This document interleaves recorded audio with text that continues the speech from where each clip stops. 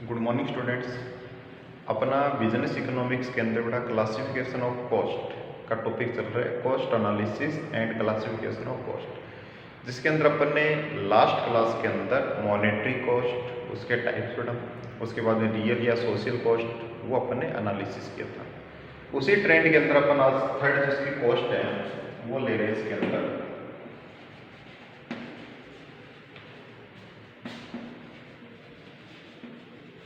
Opportunity cost, अवसर लागत।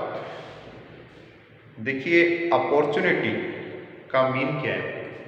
कहते हैं ना कई बार कि उस व्यक्ति के पास ये अपॉर्चुनिटी है या वो वाली अपॉर्चुनिटी है। अपॉर्चुनिटी का मतलब यहाँ पे अवसर से है, और उस अवसर की जो लागत होती है, उस अपॉर्चुनिटी की जो कॉस्ट होती है वो अपॉर्चुनिटी कॉस्ट कहलाती है। जैसे बेटा इसके अंदर आपके पास मान लीजिए आपको कहा जाए कि एक तो आपको 4 चॉकलेट्स और एक आपको 5 चॉकलेट्स का एक कॉम्बिनेशन बना के दिए कि या तो आप ये 4 चॉकलेट से ले लीजिए या आप ये 5 चॉकलेट से ये ले लीजिए। अब आप क्या करते हो, उसमें से 4 चॉकलेट्स है वो बेटा उसके अंदर चूज करते हो, है ना। अब उसका कारण क्या है? उस कारण को अपने को नहीं देखना होता है। उसका कारण कुछ भी हो सकता है, कितनी चॉकलेट खाएंगे दांत खराब हो जाएंगे, मम्मी डांट लगाएगी, या है ना जैसे मोटापा वगैरह ये होते हैं ना, जो फैटी वगैरह हो जाते हैं बच्चे, वो बड़ा उसके अंदर ये रीजन होता है। आप ये सोचते हैं इसको खाने से मोटे हो जाएंगे, है ना। अब वो कारण कुछ भी हो, लेकिन यदि आपने उसमें जब चॉइस किया तो उसके अंदर आपने 4 चॉकलेट्स को सेलेक्ट किया और उसके लिए आपने जो 5 चॉकलेट है उसके कॉम्बिनेशन को आपने क्या कर दिया, सेक्रीफाइस कर दिया, उसको छोड़ दिया। अब जो 5 चॉकलेट्स हैं वो बेटा उसकी अपॉर्चुनिटी कॉस्ट होगी, यानी उसका जो डिफरेंस है वो तो एक चॉकलेट का आपके लिए आ रहा है, यानी एक चॉकलेट का लॉस हो रहा है, लेकिन आपने उसके लिए दूसरे अल्टरनेटिव को सेक्रीफाइस किया है, उसका त्याग किया है। इसलिए इसको अपन क्या बोलते हैं, अल्टरनेटिव कॉस्ट भी बड़ा बोलते हैं। इसका दूसरा नाम है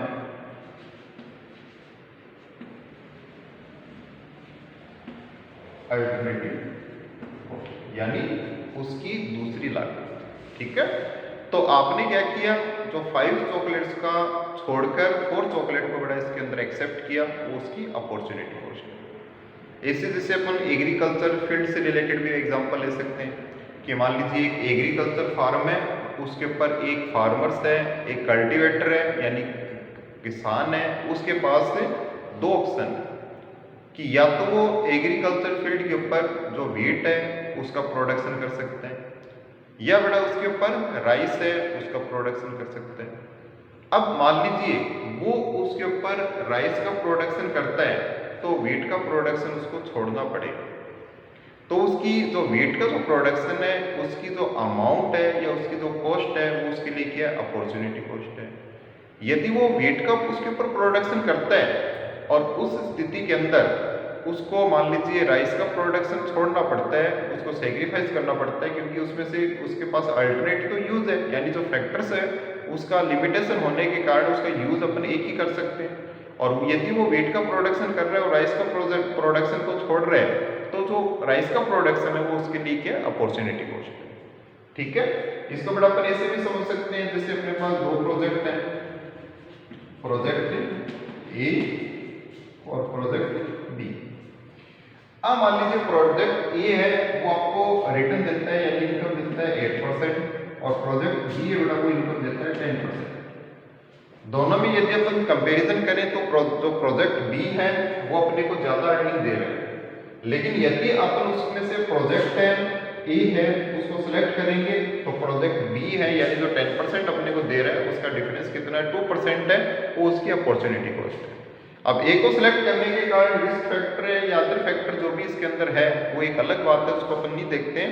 लेकिन यदि आपने ए प्रोजेक्ट को सिलेक्ट किया, बी को अगर अपन उसके अंदर छोड़ देते हैं तो वो क्या, उसकी अपॉर्चुनिटी कॉस्ट है। इसी तरह से अपने सैलरी पर्सन का भी बड़ा एग्जाम्पल ले सकते हैं कि जैसे कोई सैलरी पर्सन है यानी कोई जॉब करना चाहता है, उसको जॉब के लिए ट्राई किया और एक दिन क्या वो बड़ा कि 2 अल्टरनेटिव एक साथ मिल गए उसको। अब 2 अल्टरनेटिव मिलने का मतलब कि उसको एक ही दिन में 2 जॉब के ऑफर है वो मिले। है ना। इस टाइम पे बड़ा एक भी मिलना बहुत मुश्किल होता है, इतनी बेरोजगारी यानी एम्प्लॉयमेंट की कंडीशन देखने को मिलती है अपने को। अब दोनों में, एक में तो उसको सैलरी मिल रही है 30,000 और एक में सैलरी मिल रही है उसको 40,000। अब ये क्या करता है कि इन दोनों में से मान लीजिए इसने जो जॉब ज्वाइन किया वो 30,000 वाला जॉब ज्वाइन कर लिया और 40,000 वाला, यानी इसके अंदर जो 10,000 है उसकी अपॉर्चुनिटी कॉस्ट है, यानी उसकी लागत है। ठीक है, कारण क्या है इसके अंदर बेटा? इसका कारण यही है कि अब उसका कारण अलग अलग हो सकता है। मान लीजिए एक स्टेबिलिटी है, एक अच्छी रेपुटेशन है, या मान लीजिए और भी मान लीजिए जैसे उसका डिस्टेंस है, यानी घर से ऑफिस, ऑफिस से घर आने का जो डिस्टेंस है मान लीजिए 15,000 तो उसके कन्वेंसेस पर लग जाएगा, आने जाने पर लग जाएगा मंथली। तो उस स्थिति के अंदर ये अलग अलग कारण है, उस कारण के ऊपर अपने को नहीं ध्यान देना है, उसको नहीं देखना है। तो जो ये अपॉर्चुनिटी कॉस्ट है, यानी एक अपन अल्टरनेटिव को यूज करने के कारण, प्रयोग करने के कारण दूसरा जो उसका अल्टरनेटिव यूज है उसको अपने को सेक्रीफाइस करना पड़ता है, उसको छोड़ना पड़ता है। तो वही कॉस्ट उसकी क्या कहलाती है? अपॉर्चुनिटी कॉस्ट कहलाती है इसके अंदर। ठीक है, तो ये बड़ा अपना अपॉर्चुनिटी कॉस्ट था। नेक्स्ट इसके अंदर ये काफी बार क्वेश्चन आता है, बड़ा ध्यान रखना है इसके अंदर। अपॉर्चुनिटी कॉस्ट इंपॉर्टेंट है आपके एग्जाम यूज से। ठीक है, इसको अच्छी तरह से देखना है, काफी बार इसके अंदर आ जाता है एग्जाम के अंदर कि अवसर लागत यानी अपॉर्चुनिटी कॉस्ट से आप क्या समझते हो, तो उसके अंदर अपने को पता होना चाहिए। नेक्स्ट इसके अंदर fourth, direct and indirect cost. ठीक है बेटा, यानी प्रत्यक्ष और अप्रत्यक्ष लागत। अब डायरेक्ट और इनडायरेक्ट कॉस्ट क्या होती है? वैसे ये आपके कॉस्ट अकाउंटिंग के अंदर बेटा ये आगे आता है। डायरेक्ट कॉस्ट का मतलब ऐसी कॉस्ट जो किसी भी गुड्स का, किसी भी वस्तु का उत्पादन करने के लिए अपने को उसका रिक्वायरमेंट होता है, यानी उसको जरूरी होती है, वो कहलाती है अपने को डायरेक्ट कॉस्ट। जैसे इसका एग्जांपल बेटा मैं बताता हूँ आपको, जिसमें डायरेक्ट मटेरियल, डायरेक्ट लेबर और उससे रिलेटेड कोई डायरेक्ट एक्सपेंसेस हैं वो आते हैं। जैसे एक रेडीमेड गारमेंट बनाने वाली बेटा एक फैक्ट्री है, उस फैक्ट्री के अंदर डायरेक्ट कॉस्ट क्या होगी? जैसे सबसे पहले बड़ा जो कपड़ा, जो क्लॉथ है जिससे अपन रेडीमेड गारमेंट्स प्रिपेयर करेंगे, तैयार करेंगे, वो क्या है? उसकी डायरेक्ट कॉस्ट है, जिसमें रॉ मटेरियल कपड़ा हो गया ना। अब उस कपड़े को से रेडीमेड गारमेंट तैयार करने वाले जो भी वर्कर है उनको अपन जो पे करेंगे वो उसके डायरेक्ट लेबर या डायरेक्ट वेजेस है। उसके बाद में उनको कपड़ा से रेडीमेड गारमेंट तैयार करने के लिए जो भी एसेंशियल जो उसके एक्सपेंसेस है, जिसमें इलेक्ट्रिक वगैरह है ना, या पावर हीटिंग वगैरह जो चाहिए, वो बड़ा उसका डायरेक्ट एक्सपेंसेस है।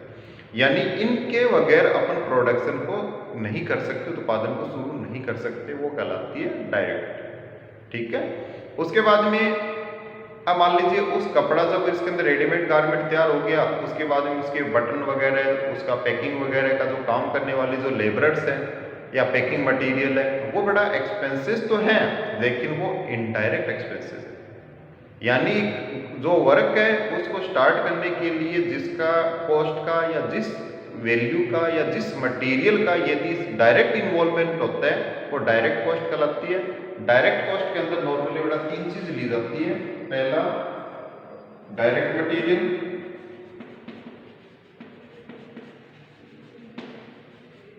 उसके बाद में डायरेक्ट वेजेस, उसके बाद में डायरेक्ट एक्सपेंसेस। ये तीनों बेटा इसके अंदर डायरेक्ट कॉस्ट के पार्ट। ठीक है बेटा, ये direct material, direct wages, direct expenses, तो ये डायरेक्ट कॉस्ट के पार्ट होते हैं। जैसे आपको इसका एक एग्जांपल और बताता हूँ बेटा, जैसे आपने एक मोबाइल परचेज किया, तो देखिए मोबाइल परचेज किया, वो एज ए उसको अपन एसेट्स नहीं बोल सकते, क्योंकि वैसे तो देखिए उसका यूज है वो एक अकाउंटिंग ईयर से ज़्यादा के लिए होता है, लेकिन उसका अगर अपन उसकी कॉस्ट को देखें या उसके यूज को देखें तो उसके ऊपर 100% डेप्रिसिएशन चार्ज होता है, यानी उसको एक एक्सपेंडिचर ही माना जाता है। तो मान लीजिए आपने कंप्यूटर जो मोबाइल परचेज किया वो एक्सपेंडिचर है, उस मोबाइल के लिए आपको एक्स्ट्रा एक्सपेंडिचर भी करने पड़ते हैं। जैसे सबसे पहले मोबाइल है वो डायरेक्ट एक्सपेंसेस ही है, उसके लिए बड़ा एक सिम कार्ड लेना पड़ेगा, वो भी डायरेक्ट एक्सपेंसेस है। उसके लिए आपको एक फर्स्ट टाइम के लिए रिचार्ज या डेटा वगैरह डलवाना पड़ेगा, वो भी आपका डायरेक्ट एक्सपेंसेस है। अब आपका मोबाइल है वो स्टार्ट हो गया, यानी उसके अंदर आप जो भी इसके अंदर यूज़ करना चाहते हो, जिस पर्पज़ के लिए, जैसे ऑनलाइन क्लासेस देखने चाहते हो, वो आपके लिए बड़ा इसके अंदर डायरेक्ट एक्सपेंसेस हो गया। अब आपने उस मोबाइल से उसके अंदर जैसे डेटा स्टोर करने के लिए मेमोरी कार्ड डलवाया, या उसको और जैसे कोई लीड वगैरह जिसको कंप्यूटर से लैपटॉप से कनेक्ट करने के लिए और उसके ऊपर एक्सपेंडिचर कर रहे हो, वो उसका इनडायरेक्ट एक्सपेंसेस है, यानी उसके बाद किए जाने वाला एक्सपेंसेस है। आपकी ऑनलाइन क्लासेस स्टार्ट करने के लिए मोबाइल चाहिए, सिम कार्ड चाहिए, रिचार्ज होना चाहिए, ये तो आपका डायरेक्ट एक्सपेंसेस हो गया। उसके अलावा जो एक्सपेंडिचर है वो इनडायरेक्ट एक्सपेंसेस होते हैं, ठीक है। तो जो बेटा ये तीनों जो होता है ना, इनका जो तीनों का टोटल होता है वो क्या कहलाता है? प्राइम कॉस्ट कहलाता है। क्या कहलाती है? प्राइम कॉस्ट, मुख्य लागत। यानी किसी भी फैक्ट्री के अंदर प्रोडक्शन को स्टार्ट करने के लिए अपने को ये तो करना ही पड़ेगा। जैसे अपने बिल्डिंग कंस्ट्रक्शन का काम कर रहे हैं बेटा, क्या ना, अपने बिल्डिंग कंस्ट्रक्शन करवाना है अपने को, तो बिल्डिंग कंस्ट्रक्शन के लिए सबसे पहले देखो बेटा, जो मेसन है यानी जो कंस्ट्रक्शन का काम करेगा, उसके बाद में कंक्रीट है, सीमेंट है ना, ये ब्रिक्स वगैरह, ईंटें वगैरह, है ना, और भी जो मटेरियल जो कंस्ट्रक्शन में रिक्वायरमेंट है वो जो करना पड़ेगा आपको एक्सपेंडिचर, वो तो डायरेक्ट एक्सपेंसिव होगी। अब बिल्डिंग का कंस्ट्रक्शन होने के बाद जैसे कोई फर्श है ना, फर्नीचर है, ये बेटा जो वर्क कर रहे हो आप, वो उसका एक इनडायरेक्ट पार्ट होता है। यानी पहला जो काम है वो बिल्डिंग का स्ट्रक्चर तैयार होगा, उसके बाद में जो बाकी का जो एक्सपेंडिचर है वो भी अपने को करना पड़ेगा, उसको मेंटेन करने के लिए ज़रूरी है, उसके बगैर अपना काम भी नहीं चल सकता, लेकिन वो इनडायरेक्ट एक्सपेंसिस होता है, ठीक है। तो ये बेटा इसके एक्सपेंडिचर है। जैसे अपना ये है कि बिजनेस के लिए जो इलेक्ट्रिक है, फिटिंग है बेटा, वो प्राइमरी एक्सपेंडिचर करना पड़ेगा। उसके बाद में जो टाइमली उसका बिल का पेमेंट करोगे वो इनडायरेक्ट एक्सपेंसेस का पार्ट है इसके अंदर, ठीक है। तो जो ये एक्सपेंसेस के अकॉर्डिंग यदि अपन कॉस्ट को काउंट करें तो ये बेटा डायरेक्ट और इनडायरेक्ट कॉस्ट आपका हो सकता है। नेक्स्ट पार्ट है बेटा इसके अंदर डायरेक्ट इनडायरेक्ट कॉस्ट के बाद में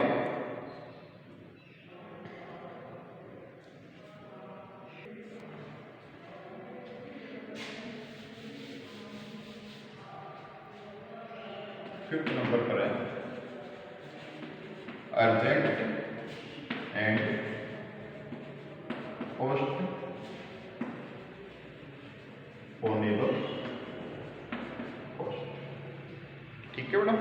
अर्जेंट एंड पोस्टपोनेबल कॉस्ट यानी आवश्यक, अर्जेंट का मतलब तो बड़ा अति आवश्यक जो लागतें हैं वो अपन बता सकते हैं, और पोस्टपोनेबल कॉस्ट का मतलब होता है कि ऐसी कॉस्ट जिसको अपन एक बार रोक दें, उसको अपन यूज न करें तो वो भी अपना काम चल सकता है। जैसे अर्जेंट कॉस्ट का मतलब है इसके अंदर कि किसी भी प्रोडक्शन को चालू रखने के लिए जो कॉस्ट है, जो लागत है, जो एक्सपेंडिचर है वो किए जाएंगे। जैसे रॉ मटेरियल है, लेबर है ना, इलेक्ट्रिक है, वाटर है, फैक्ट्री में का जो है ना मेंटेनेंस है, रिपेयर वगैरह है, जो नॉर्मल प्लांट और मशीनरी वगैरह उनके लिए वो बड़ा एक्सपेंडिचर वो अर्जेंट है। उसके बगैर अपना जो प्रोडक्शन है, अपना जो बिजनेस है, अपना व्यवसाय है, उसका काम रुक जाता है, इसलिए वो कॉस्ट अपने को करनी पड़ती है। और पोस्टपोनेबल कॉस्ट का मतलब होता है कि ऐसी कॉस्ट जिसको अपन बड़ा एक बार पोस्टपोन कर दें तो वो भी अपना काम चल सकता है। जैसे कई बार अपन ये देखते हैं ना कि कोई बिल्डिंग की या फैक्ट्री बिल्डिंग की या बिजनेस प्रीमिसेस की, जैसे बेटा अपन वाइट वॉश करवाते हैं या पेंट वगैरह, उस एक्सपेंडिचर को अगर अपन एक बार न करें तो वो चल सकता है काम। जैसे एम्प्लॉयज़ के लिए बड़ा क्या है कि साइकिल स्टैंड बनाना है, या बाइक के लिए स्टैंड बनाना है, या कार के लिए गैरेज या बनाना है, तो उस स्थिति के अंदर उसको अगर एक बार अपन पोस्टपोन करते तो अपना प्रोडक्शन उसके ऊपर किसी प्रकार का इफेक्ट नहीं आएगा। या जैसे वर्कर के लिए कोई कैंटीन का व्यवस्था करनी है, बड़ा कैंटीन वगैरह लगानी है इसके अंदर, ठीक है, तो कैंटीन बनाने का जो एक्सपेंडिचर है उसको अपन पोस्टपोन कर सकते हैं, तो वो पोस्टपोनेबल कॉस्ट कहलाती है। जैसे बेटा कई बार आपको ये एक्सपेंडिचर करते हो तो एक्सपेंडिचर के लिए आपको थोड़ा ध्यान आता है कि अगर इस कॉस्ट को अगर अपन नहीं करें आगे फ्यूचर के अंदर या किसी ओकेजन के ऊपर ये इसका ऑफर आएगा, उस ऑफर के अंदर ये गुड्स अपने लिए बड़ा थोड़ा सा रिलैक्स करने वाला, यानी उसकी कॉस्ट है उसमें कुछ अपने को बेनिफिट मिलेगा, तो अपन क्या करते हैं उस कॉस्ट को एक बार पोस्टपोन कर देते हैं और उस गुड्स को या उस एसेट को अपन उस टाइम में खरीदते हैं जब उसका जो प्रॉपर ऑफर आ जाता है और अपने लिए उसके लिए कुछ बेनिफिट प्राप्त होता है। तो ये होती है अर्जेंट और पोस्टपोनेबल कॉस्ट, ठीक है। उसके बाद में नेक्स्ट है इसके अंदर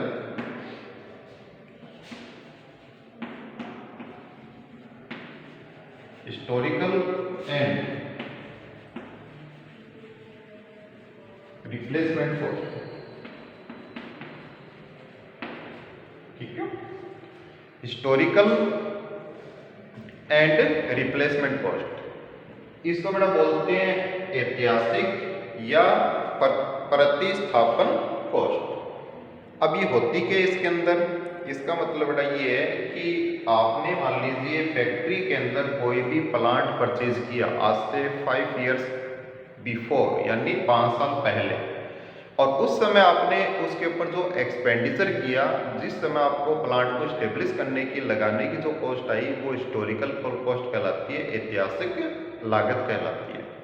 क्यों? क्योंकि आपने जो लागत उसके ऊपर लगाई उससे ही आपका प्रोडक्शन है वो हो रहा है, और जिस वैल्यू के ऊपर जिसके ऊपर आपने उसको रिकॉर्ड किया है वो हिस्टोरिकल कॉस्ट कहलाती है, ठीक है। तो हिस्टोरिकल कॉस्ट यानी जो ट्रांजैक्शन होता है, जो गुड्स होता है, जिसको अपन वैल्यू को रिकॉर्ड करते हैं, क्योंकि रिकॉर्ड करने के लिए प्रॉपर डॉक्यूमेंट्स का रिक्वायरमेंट होता है।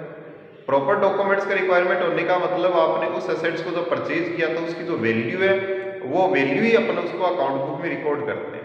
जैसे इसके अंदर कई बार ये पूछा जाता है कि जो बिजनेस के अंदर ट्रांजेक्शन है वो हिस्टोरिकल कॉस्ट के ऊपर रिकॉर्ड होते हैं या रिप्लेसमेंट कॉस्ट के ऊपर, तो वो हिस्टोरिकल कॉस्ट के ऊपर होते हैं, क्योंकि उसकी जो घटना है जिस समय आपने ट्रांजेक्शन किया वो इवेंट है, उस इवेंट की वैल्यू के ऊपर ही वो क्या होता है, रिकॉर्ड किया जाता है, वो कहलाती है हिस्टोरिकल कॉस्ट। उसके बाद आता है रिप्लेसमेंट कॉस्ट का मतलब होता है कि यदि आपकी कोई प्लांट या मशीनरी पुरानी हो गई और उसको अपन स्टेब्लिश करनी है, नई प्लांट एंड मशीनरी के रूप में नई प्लांट एंड मशीनरी उसके लिए लगानी है, तो उस कंडीशन में उसको रिप्लेस करने पर उसकी कितनी कॉस्ट आएगी, कितनी लागत आएगी, वो क्या कहलाती है, इसकी रिप्लेसमेंट कॉस्ट कहलाती है बेटा इसके अंदर, ठीक है। तो हिस्टोरिकल और रिप्लेसमेंट कॉस्ट का मतलब हो गया जब अपने एक्चुअल के अंदर जो ओरिजिनल ट्रांजेक्शन किया जिस वैल्यू पर रिकॉर्ड किया वो हिस्टोरिकल कॉस्ट, और यदि उसको अपन रिप्लेस कर रहे हैं नए फॉर्म के अंदर, नई टेक्नोलॉजी के साथ उसको दोबारा लगा रहे हैं, दोबारा उसको स्टेब्लिश कर रहे हैं, वो क्या कहलाती है, उसकी रिप्लेसमेंट कॉस्ट कहलाती है। यानी उसको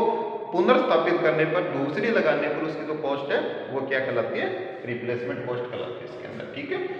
नेक्स्ट आता है बेटा इसके अंदर common production cost. Common production cost देखिए बेटा ये प्रोडक्शन की प्रोसेस से रिलेटेड कॉस्ट होती है। जैसे इसका एग्जांपल अपन ले सकते हैं कि मान लीजिए जैसे बेटा कोई ये कोकोनट ऑयल है, नारियल का तेल बनाने वाली कोई फैक्ट्री है, उसका अपन एग्जांपल ले सकते हैं। जैसे देखिए सबसे पहले इसके अंदर नारियल है, उसका बेटा क्रेसिंग होता है, पिसाई होती है। जब नारियल की क्रेसिंग होती है उसके बाद में नारियल है का जो ऑयल है उसकी रिफाइनिंग होती है बेटा, उसको छानकर अलग किया जाता है रिफाइनिंग के अंदर, है ना, प्योर फिल्टर किया जाता है।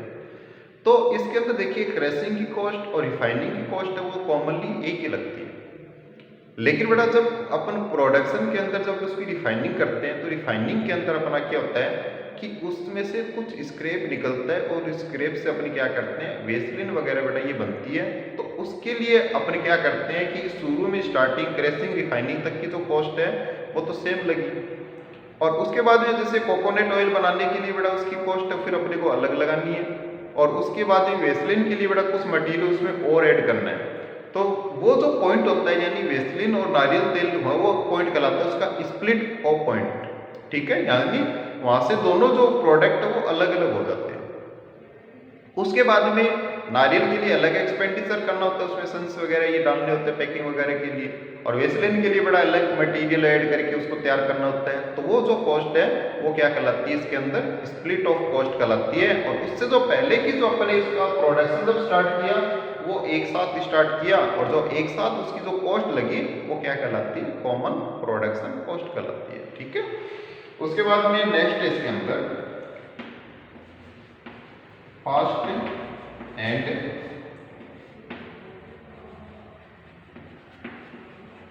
फ्यूचर कॉस्ट, ठीक है। पास्ट एंड फ्यूचर कॉस्ट का मतलब, पास्ट का मतलब भूतकालीन जो पहले लग चुकी, और फ्यूचर का मतलब जो भविष्य में और लगेगी।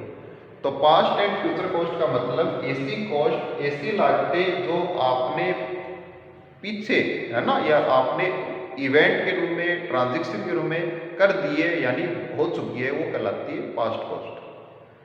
और फ्यूचर कॉस्ट का मतलब है इसके अंदर ऐसी लागतें जो आपकी फ्यूचर के अंदर होनी है। फ्यूचर के अंदर कोई रॉ मटेरियल, है ना, कोई लेबर वगैरह का एक्सपेंडिचर होना है, या कोई प्लांट एंड मशीनरी पर होना है, या फैक्ट्री की रिपेयर मेंटेनेंस से रिलेटेड है, या प्लांट की रिपेयर मेंटेनेंस से रिलेटेड है।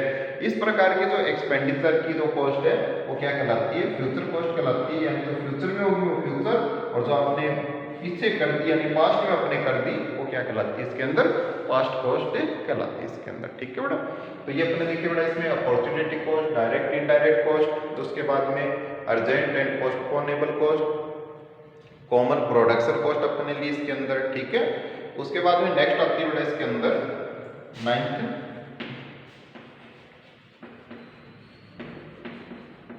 Accounting cost. ठीक है, अकाउंटिंग कॉस्ट का मतलब होता है कि किसी भी गुड्स का, किसी भी वस्तु का उत्पादन करने के लिए आपने अपनी अकाउंटिंग के अंदर उसकी कितनी कॉस्ट ली है, या कितनी वैल्यू से आपने उसकी एंट्री है वो अपने अकाउंट्स बुक के अंदर पास की है, या अकाउंट बुक के अंदर उस एंट्री को कितने अमाउंट से आपने रिकॉर्ड किया है, वो क्या कहलाती है? इसके अंदर अकाउंटिंग कॉस्ट कहलाती है।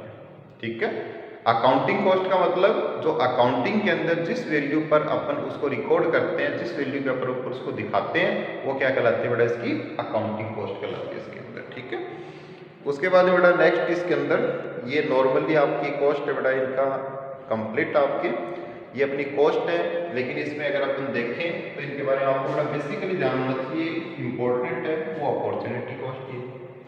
ठीक है, तो यदि आपको कॉस्ट से रिलेटेड जिसमें बड़ा ज़्यादातर जो पॉइंट आने के चांसेस होते हैं उसके अंदर है आपका मॉनेटरी कॉस्ट है, एक्सप्लिसिट इम्प्लिसिट कॉस्ट है, रियल या सोशल कॉस्ट है, अपॉर्चुनिटी कॉस्ट है ना। ये जो कॉस्ट है इसके बारे में काफ़ी बार पूछ लिया जाता है। डायरेक्ट इनडायरेक्ट का ज़्यादा इसमें बड़ा इंपॉर्टेंस नहीं है, लेकिन अर्जेंट और पोस्टपोनेबल यानी ऐसी कॉस्ट को अपन पोस्टपोन कर सकें, टाइम के लिए उसको स्थगित कर सकें यानी रोक सकें, वो क्या कहलाती है? पोस्टपोनेबल। अर्जेंट जो अपने को करना ही पड़ेगा, जिसके बगैर अपने को प्रोडक्शन में अपन नहीं रह सकते ज़्यादा टाइम तक, वो क्या कहलाती है? Urgent cost. ऐसी ये कॉमन प्रोडक्शन कॉस्ट, पास्ट और फ्यूचर कॉस्ट, ये अपनी कॉस्ट का स्ट्रक्चर है वो बड़ा इसके अंदर कंप्लीट है। नेक्स्ट क्लास के अंदर अपन इसका जो नेक्स्ट पार्ट है वो बड़ा इससे कॉस्ट से रिलेटेड लेंगे। अकॉर्डिंग टू नेचर जो कॉस्ट है उसके कितने टाइप्स होते हैं, कितने प्रकार होते हैं, वो अपन इसकी नेक्स्ट क्लास में अभी के। ठीक है।